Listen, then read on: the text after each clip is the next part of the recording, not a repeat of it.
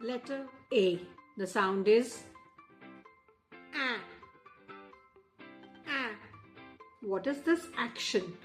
Now, we form it in a name of a story. Some ants crawling on your arm.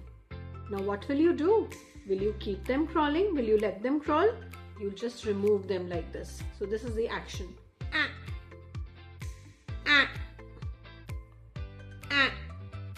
Now, let's do some words that begin with the sound A, like arrow, arrow, apple, apple, ambulance, ambulance,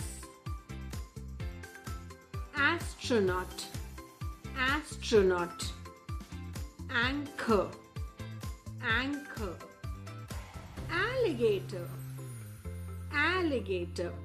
Now in all these words, the beginning sound was A.